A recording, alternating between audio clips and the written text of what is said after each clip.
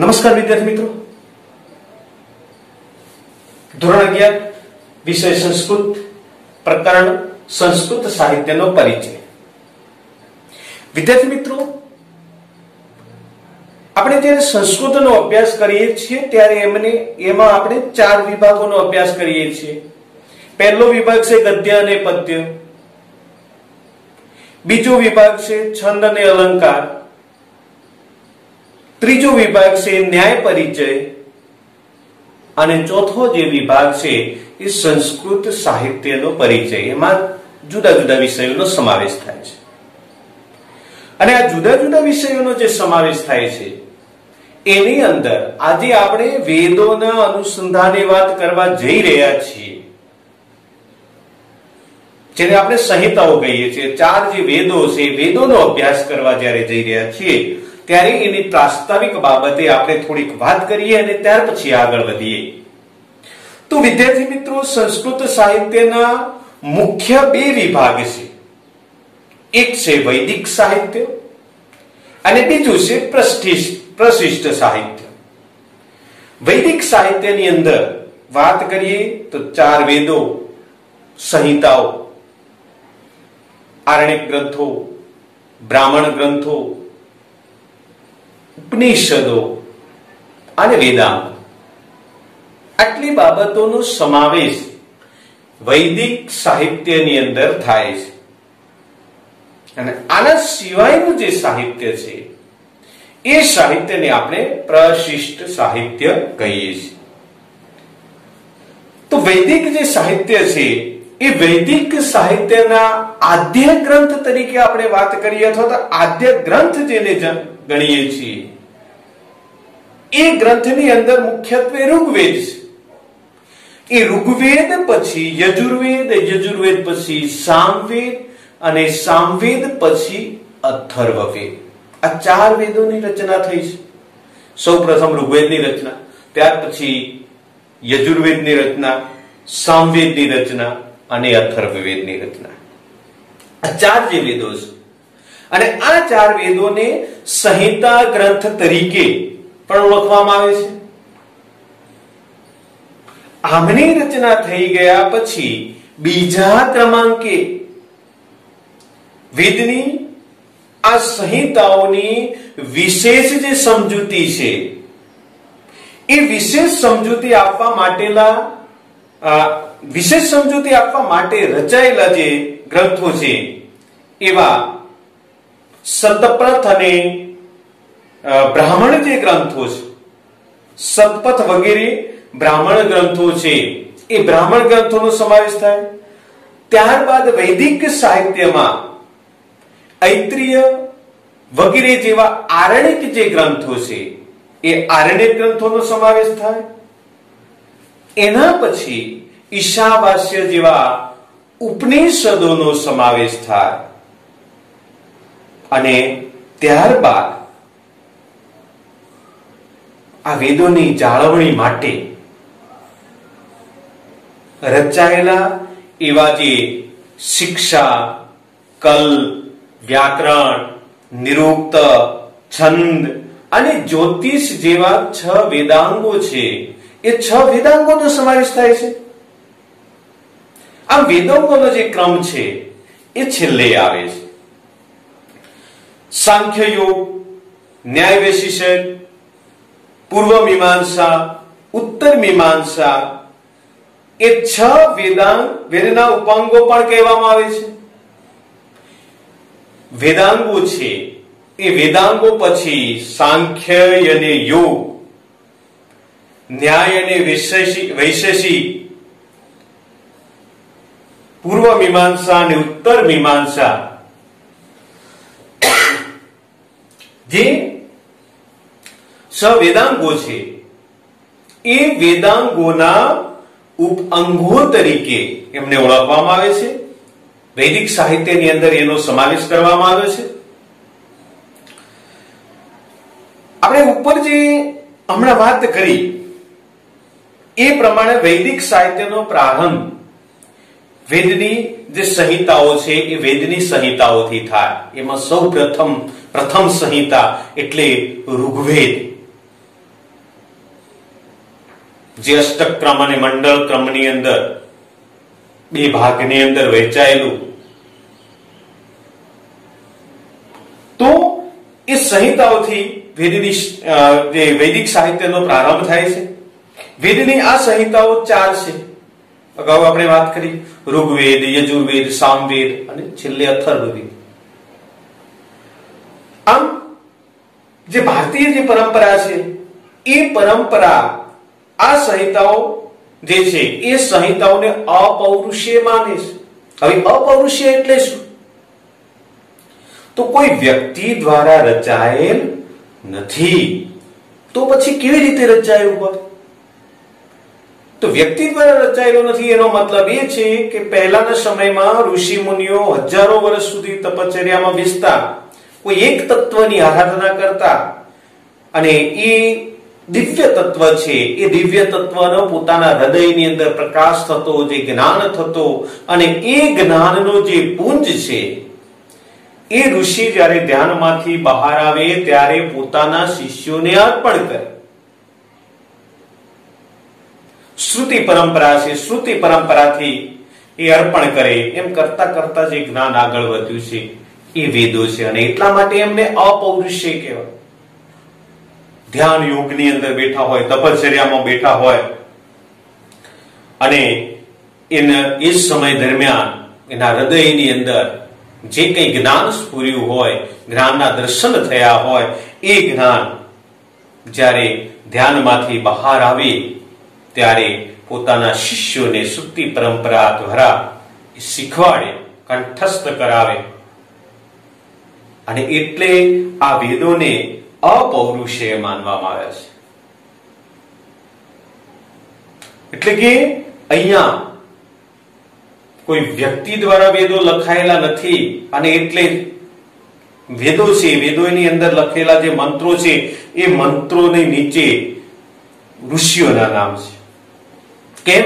તો એ ઋષિઓને એમના જે દર્શન થયા છે, અને એટલા માટે એમને અપૌરુષેય માનવામાં આવે છે. અહીંયા વેદો છે, જેમ ઈશ્વર અનંત છે, અનાદિ છે અને અવિનાશી છે, તેમ વેદો અનાદિ પણ છે, અનંત પણ છે અને અવિનાશી પણ. ઈશ્વરનું જે જ્ઞાન છે એ ઈશ્વરનું જ્ઞાન, એવા જે વેદો છે એ વેદો પણ અનાદિ, અનંત અને અવિનાશી છે. જેમના હૃદયમાં વેદોનો પ્રકાશ થયો તે ઋષિઓને મંત્ર દ્રષ્ટા કે મંત્ર સ્રષ્ટા તરીકે ઓળખવામાં, વેદના દ્રષ્ટા તરીકે એને ઓળખવામાં આવે છે. અને એટલે જ કહેવાયું છે કે ઋષયઃ મંત્ર દ્રષ્ટારઃ. આવા ઋષિઓના નામ આજે પણ જે તે મંત્રની સાથે ઉલ્લેખ પામેલા જોવા મળે છે. અગાઉ મેં વાત કરી છે કે વેદોનો આવિર્ભાવ જે થયો, વેદોની જે ઉત્પત્તિ થઈ, અને એ ઉત્પત્તિની વાત કરીએ તો સૃષ્ટિનો જે પ્રારંભ કાળ છે, સૃષ્ટિનો પ્રારંભનો જે સમય છે એ જ સમય વેદોની ઉત્પત્તિનો પણ સમય છે એવું કહેવાય છે. એ ભારતીય જે પરંપરા છે એ માને છે. વિશ્વના વિદ્વાનો જે છે, વિશ્વના વિદ્વાનોના મત મુજબ ઋગ્વેદ વિશ્વનો સૌથી પ્રાચીનતમ ગ્રંથ છે. આ ઉપરથી સ્પષ્ટ છે કે વેદ સાહિત્ય સૌથી પ્રાચીન સાહિત્ય છે. હવે આ વેદ શું છે એના અર્થ વિશે આપણે વાત કરીએ. વેદ શબ્દનો અર્થ, તો એ અર્થની જો વાત કરીએ તો વેદનો અર્થ છે કે જે વેદ શબ્દ છે વેદ ધાતુમાંથી આવ્યો છે, અને વેદ ધાતુના અનેક અર્થો થાય છે. કેવા કેવા અર્થો છે એની જો વાત કરીએ તો જાણવું, પામવું, વિચારવું, હોવું વગેરે જેવા આ વેદ ધાતુના અર્થો થાય છે. આ બધા જે ધાત્વાર્થો છે, ધાતુમાંથી નીકળેલા જે અર્થો છે, એ જોતા વેદ શબ્દ વિવિધ અર્થોનો વાચક હોવાનું પણ માનવામાં આવે છે. એ વિવિધ અર્થોનો વાચક હોવાનું પણ જણાય આવે છે. જેમ કે જેનાથી બધા જ માણસો સત્ય કે ઈશ્વરને જાણી શકે, પ્રાપ્ત કરી શકે, વિચારી શકે અને વિદ્વાન બની શકે તે વેદ છે. અગાઉ આપણે વેદ શબ્દના જે વીર ધાતુના જે અર્થો જોયા અને એ અર્થના આધારે અહીંયા વેદ શબ્દનું વિવરણ કર્યું કે વેદ શબ્દ છે એ કેવા પ્રકારના વાચક હોઈ શકે તો જેનાથી બધા જ માણસો ઈશ્વર કે સત્યને જાણી શકે, પ્રાપ્ત કરી શકે, વિચારી શકે અને વિદ્વાન બની શકે તે વેદ છે. વેદના કેટલાક પર્યાયો છે. તો એ વેદના પર્યાયોની વાત કરીએ તો જુદા જુદા કારણે આ વેદોના નામાંતરણો પણ થયા છે. સમયના પરિવર્તનની સાથે જુદા જુદા જે કારણો સર્જાયા અને કારણોને કારણે એમના નામાંતરણો થયા છે.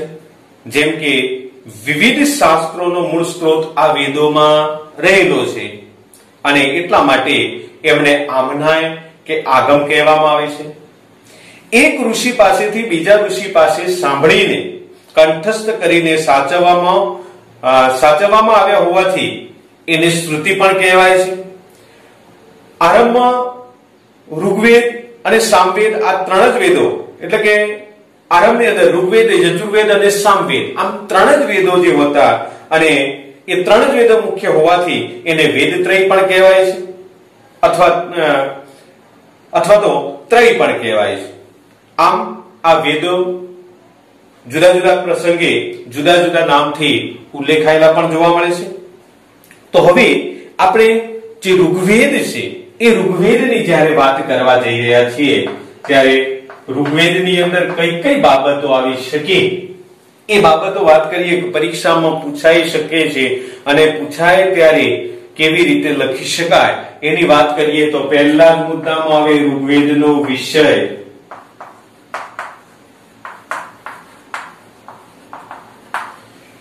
પછી બીજા નંબરે આવે ઋગ્વેદનો આકાર.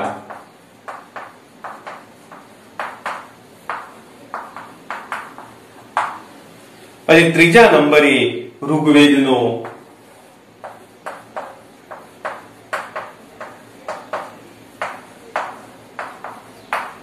મહિમા અને ચોથા નંબરે આવે ઋગ્વેદની સૂક્તિઓ.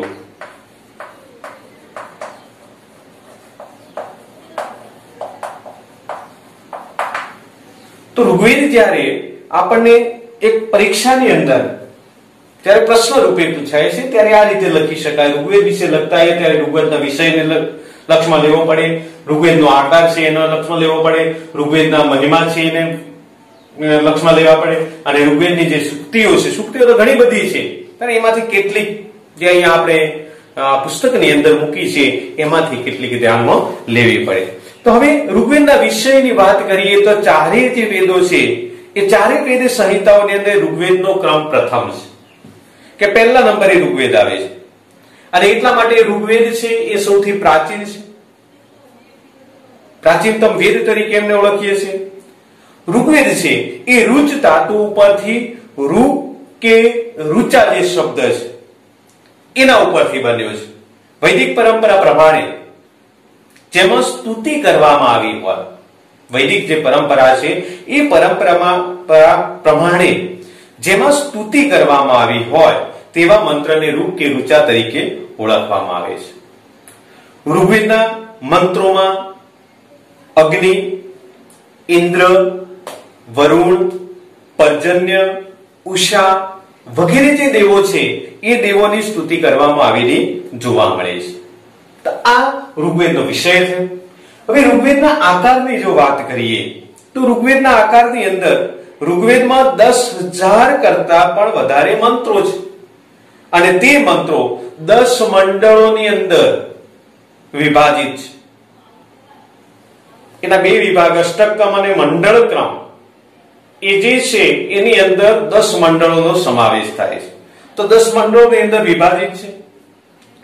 દરેક મંડળમાં અનેક સૂક્તો આવેલા પણ છે અને ઋગ્વેદમાં કુલ જે સૂક્તો છે એ સૂક્તોની સંખ્યા 1028 જેટલા સૂક્તો પણ આવેલા છે અને એની અંદર રહેલા જે મંત્રોની જે સંખ્યા છે એ મંત્રોની સંખ્યા 10,500 52 જેટલા જે મંત્રો છે એ મંત્રોનો સમાવેશ થાય છે.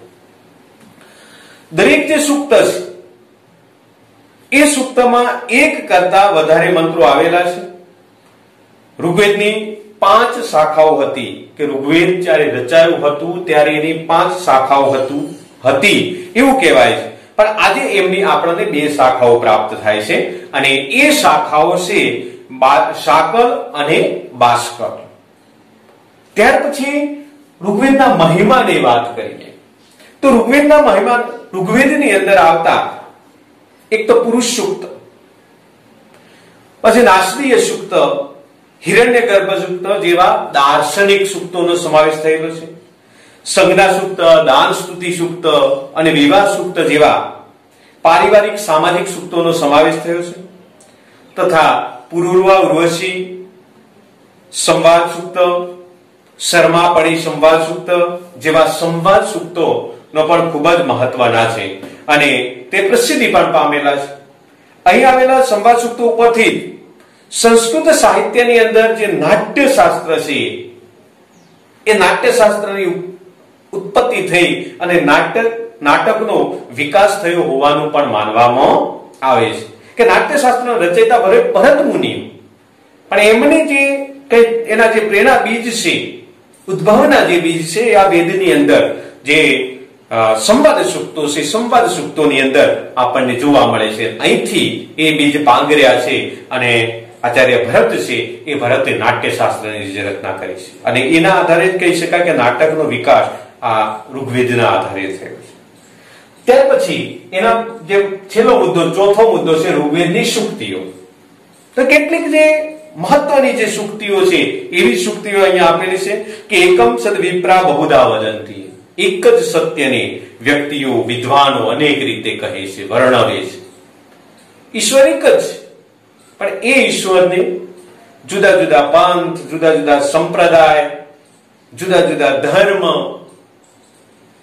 એ બધા પોતપોતાની રીતે જુદી જુદી રીતે એમને વર્ણવે છે અને એટલા માટે કહ્યું છે કે એકમ સદ વિપ્રા બહુધા વદંતી. એક જ સત્યને, ઈશ્વરને વિદ્વાનો અનેક રીતે કહે છે. બીજા નંબરની સૂક્તિ છે સામા સત્યુક્તિ પરિપાતુ વિશ્વદઃ. તે સત્ય વચન, સત્ય જ્ઞાન મારી સર્વ તરફથી રક્ષા કરો. સત્ય જ્ઞાન છે સત્ય જ, સત્ય સિવાયનું બાકી બધું જ નાશ પામવાનું, સત્ય હંમેશા ટકી રહેવાનું છે અને સત્ય એ જ ઈશ્વર છે. તો એ સત્ય છે એ આપણને પૃથ્વી ઉપર આવિર્ભાવ પણ આપે છે અને વિલય પણ કરે છે. તો એ સત્ય સર્વ તરફથી રક્ષા કરો.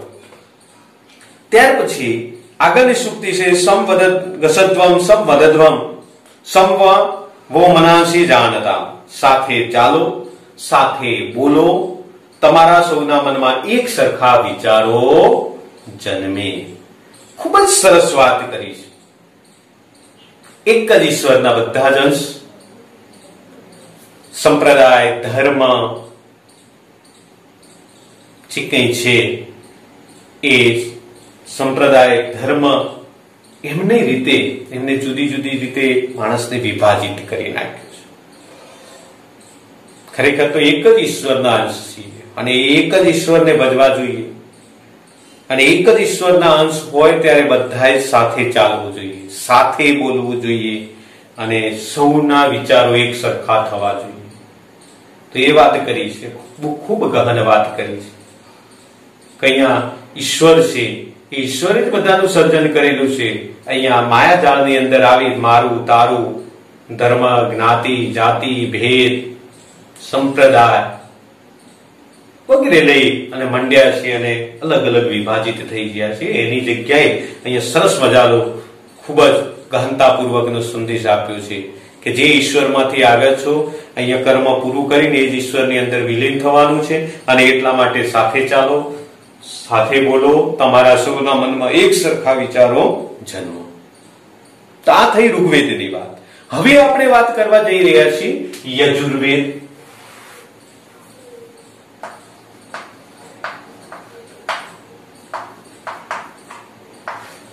યજુર્વેદની વાત કરીએ ત્યારે એમાં પણ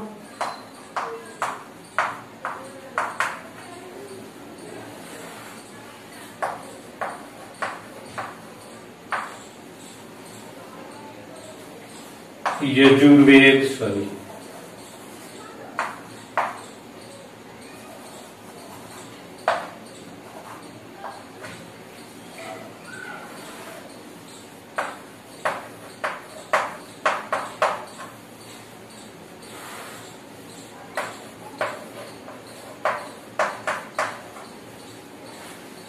તો હવે આપણે યજુર્વેદની વાત કરવા જઈ રહ્યા છીએ ત્યારે સૌપ્રથમ યજુર્વેદના વિષયની વાત કરીએ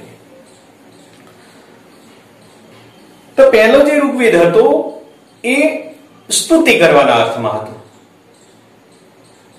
સ્તુતિ કરવી, આરાધના કરવી, પૂજન કરવું જેવા અર્થમાં એ હતો.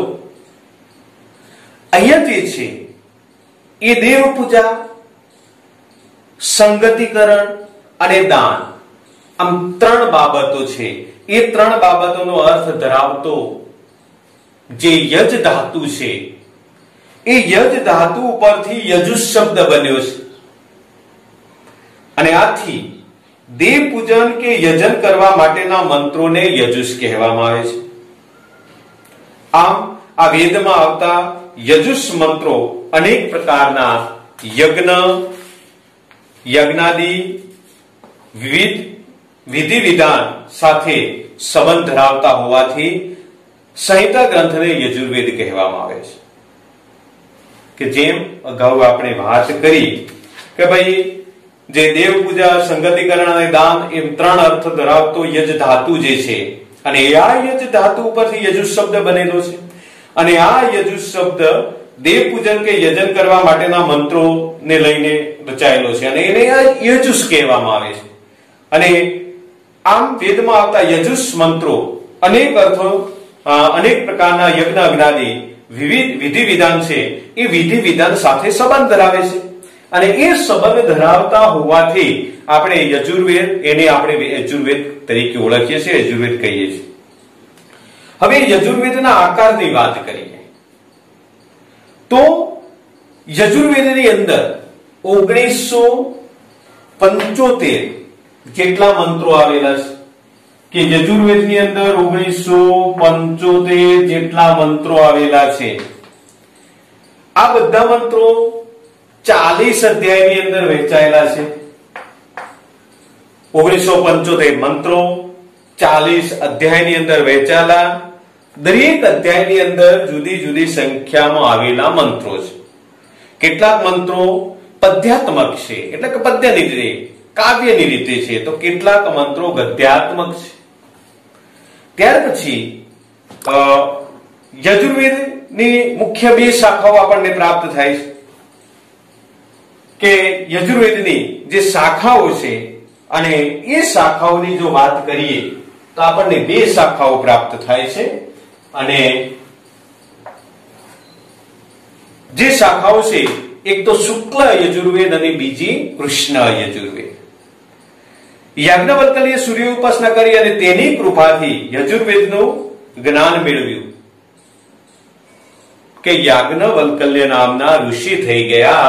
એમણે સૂર્યની ઉપાસના કરી અને સૂર્યની કૃપાથી એમણે જે જ્ઞાન મેળવ્યું જે યજુર્વેદનું જ્ઞાન હતું અને એટલા માટે એમને શુક્લ યજુર્વેદ કહેવામાં આવે છે. આ શુક્લ યજુર્વેદની પણ બે શાખાઓ પ્રચલિત છે કે જેમાં કાણવ અને માધ્યંદિર, જ્યારે કૃષ્ણ યજુર્વેદની 4 શાખાઓ પ્રચલિત છે અને એ 4 શાખાઓમાં તૈત્રીય, મૈત્રાયણી, કાઠક અને કપિષ્ઠલકટ. હવે યજુર્વેદની સૂક્તિઓની જો વાત કરીએ તો યજુર્વેદની સૂક્તિઓ જે આપેલી છે એ પ્રમાણે વાત કરીએ તો અનુત્તા ત્વ સત્યમ ઉપેતિ, હું અસત્યથી દૂર થઈને સત્યને પ્રાપ્ત થાવ. સાંસારિક જે જીવન છે અને સંસારના જીવનમાં સત્ય અસત્ય વચ્ચેનો ભેદ જે હોવો જોઈએ એ ભેદ હોતો નથી. સત્ય શું છે, અસત્ય શું છે, એ બંને વચ્ચેનો ભેદ પામવો એ બહુ અઘરી બાબત થઈ ગઈ છે. અને એટલા માટે અહીંયા પ્રાર્થના કરી, હું અસત્યથી દૂર થઈ જાઉં, સત્ય અસત્ય છે એ મને ખબર પડી જાય કે ભાઈ આ અસત્ય છે, સાચી વસ્તુ નથી, સાચી વસ્તુ આ છે, અને એને હું પ્રાપ્ત થાઉં. અસત્યમાં જઈ અને જીવન બરબાદ કરવું એના કરતા સત્યને પ્રાપ્ત કરી જીવન ઉજ્જવળ કરવું. અને એટલા માટે કીધું છે કે અસત્યથી દૂર થાવ અને સત્યને પ્રાપ્ત થાવ.